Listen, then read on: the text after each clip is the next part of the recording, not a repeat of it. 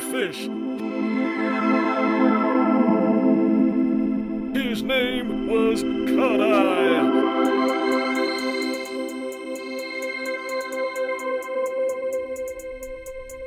Shunned by a cruel society, he retreated to his shack.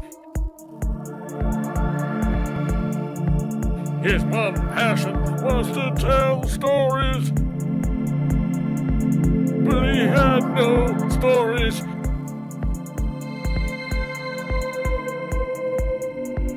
He met a traveling man who would regale him with tales. One day, CodEye did him over and decided to ignore the copyright infringements. These are those stories. Have you ever woken up on the wrong side of the bed? Have you ever woken up in the wrong room? Or maybe even the wrong world altogether? Whether you have, or indeed haven't, it doesn't really matter for this tale, because our main character in this story, Simon, has found himself woken up in the wrong world. Or is it? No, it really is the wrong world. I just added that last bit for dramatic effect, before later realizing that it led to a whole avenue of discussion that would have been irrelevant to the tale in hand. So, as I mentioned previously, Simon has woken up in the wrong world. Sometimes I feel like I wake up in the wrong world. Then I realize the foundations of my shack had sunk into the swamp again. Oh God, I'm so miserable.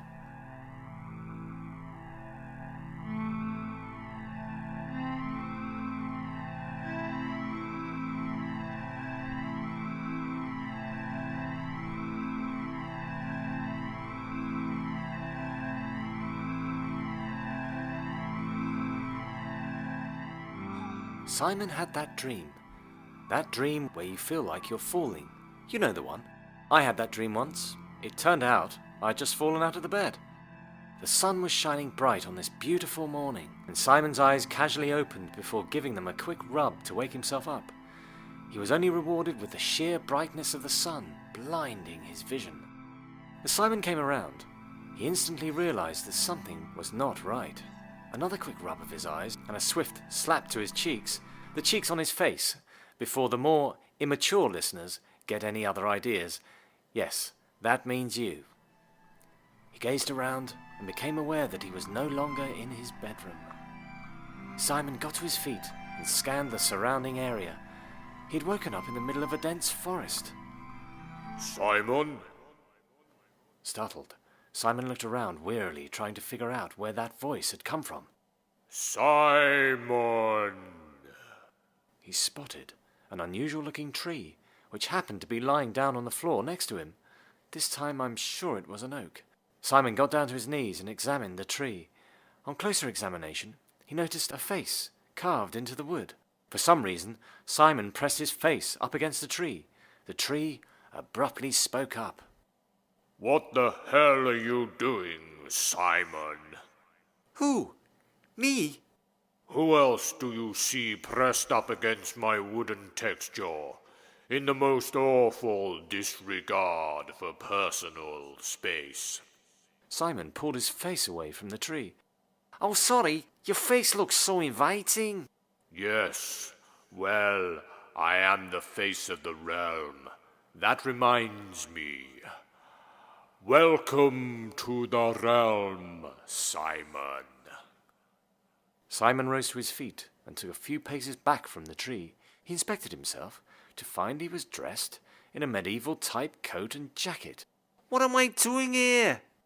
You should know, Simon. Yeah, but I don't know, do I? Ah, but don't you? No, I don't. Oh, right. Well, firstly, you still owe me for those trainers. What trainers? Simon looked down again at his outfit and noticed that despite the old medieval theme, he was rocking. He was wearing a sweet pair of Air Jordans. He lifted his feet up to better check out the trainers. These are mine. No, you brought them off me last week when I was having a sale. Mate, you're just a tree on the floor. How dare you? I have a face and a voice. Therefore, I am not just a tree. You're a tree! That's beside the point. You owe me for those trainers. If you don't pay me, then it's common stealing. You're nothing but a dirty thief. I'm going now.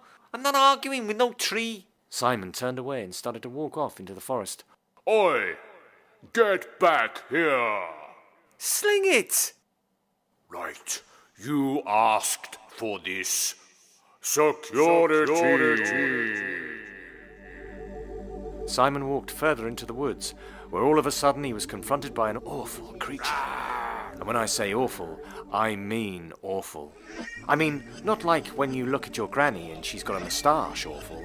I mean, properly awful.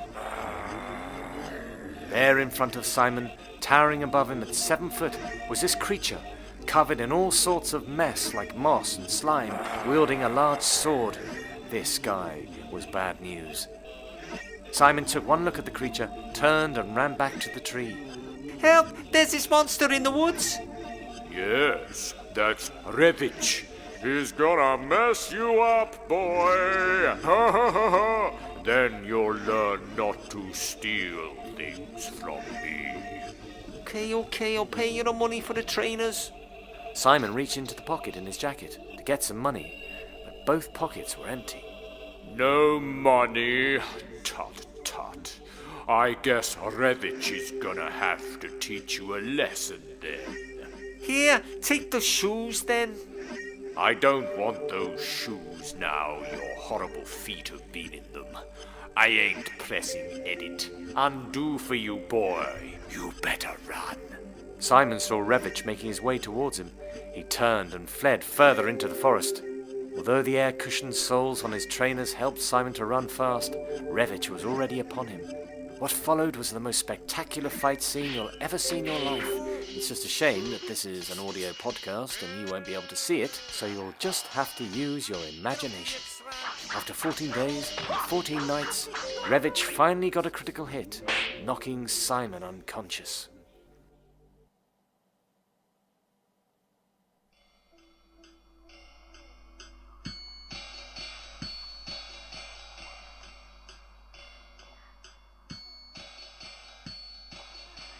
The next morning, Simon woke up in the same spot he'd woken up in previously.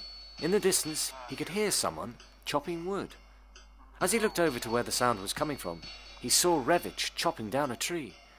Revich noticed Simon looking at him and turned round.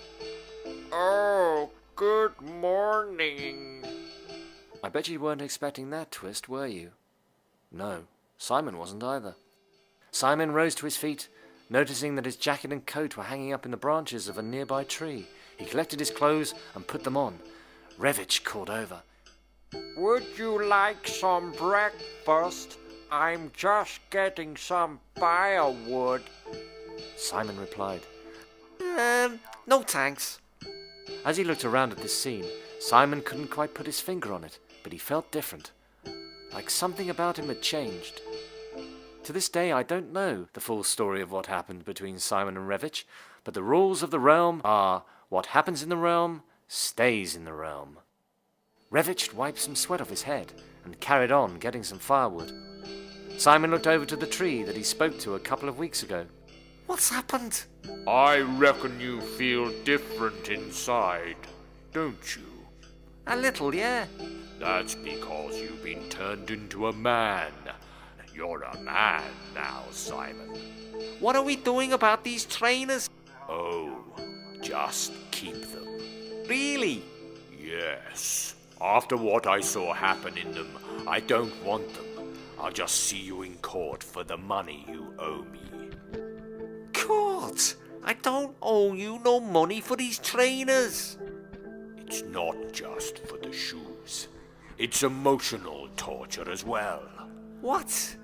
There's no way I can undo what I saw last night. You're due in court next Thursday. Better get yourself a lawyer. Huh. You're a jerk. Simon looked over to Revich, who was still busy chopping the wood. Feeling uneasy about whatever happened last night, He didn't want to hang around. The moment Revich wasn't looking, Simon made his escape. Simon walked his way through the woods, all the time unaware he was being followed by a now infatuated Revich. Revich always did have a soft spot for the human species, but he'd never found one as caring as Simon. Eventually he came across an opening in the forest. To the left-hand side of the pathway stood a small wooden stall. There was a sign above the stall with a badly worded advertisement reading something along the lines of timeshares. He approached the stall, where he encountered an unusual-looking figure that popped up from behind the counter. Hello there, tourist. Welcome to my stall. I'm sorry, I'm not from round these parts. Ah, even better. Before you carry on, I've got no money. Simon turned his pockets out to prove to the man that he had no money, and then began to carry on into the forest. But I know what you want. Simon was skeptical. Really? I know what everybody wants, huh? I know you need a lawyer. I know you also need a timeshare in southern Italy, near the vineyards, huh? Not too far from the airport. Local amenities nearby. I can get you all of these things. Yous can get me a lawyer. I know where one is. Uh-huh. Where? Oh, I'd like to help you, but I'm wary from not selling any timeshares. You kidding? Yeah, I got a good one. In France, near the vineyards, not too far from the airport.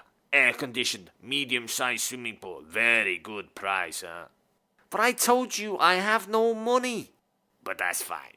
We sign this contract, then you don't pay till Easter next year. Plenty of time to get money. I suppose so.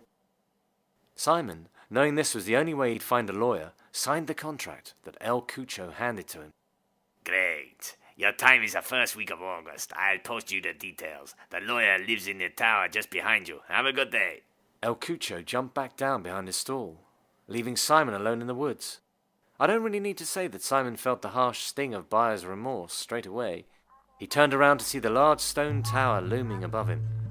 He walked over to the large wooden door, which led to the stairway to the top of the tower. He read the sign above the door that read, Hacken and Tracy, Solicitors of Law. Simon made his way through the door and began to climb the long spiraling staircase.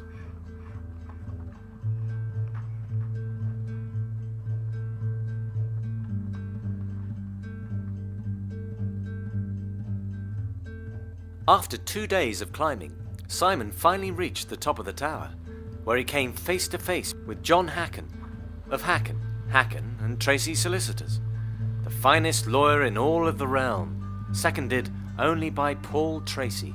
Which reminds me, Paul Tracy still owes me £2 for that bet we had in the pub that I couldn't swallow 3 darts. But anyway, Simon looked over to John Hacken, who had stood on top of the tower wearing a long black coat that obscured his face. John Hacken? Yes? I need your help. Well, make it quick. I've a big divorce case coming up.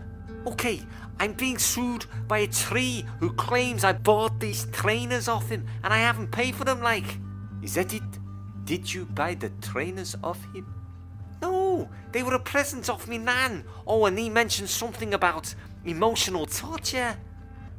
Did she buy the trainers off the tree? No, she usually goes uptown to do her shopping. And the tree doesn't have a shop uptown? No, he's a tree. Right, let me think about it. John itched his chin exactly 3 times and turned to face Simon. Okay, I'll take your case on. I've a plan that I think will win us the case. Ah, great. But what about payment? I got no money on me at the moment. Don't worry about payment. Really? Yes, just take off your hat and your coat and the little furry jacket. Why? All will become clear. Simon reluctantly took off his hat, his coat, and the little furry jacket, and handed them over to John Hacken. Excellent. John then gathered the clothes and threw them over the side of the tower. What the hell are you doing? Like I said, all will become clear. John locked the tower door and turned back to Simon. The clothes fell down the tower and landed on the floor, where Revich, who'd been following Simon, quickly gathered them up and ran off into the forest. And the moral of the story? Well, let me think.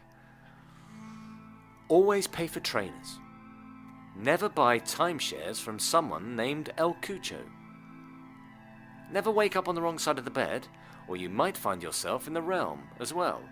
And you wouldn't want that, would you? If you've been affected by any issues raised in this episode, then you only have yourself to blame, because I only tell the story. It's up to you to put your own take on what really happens.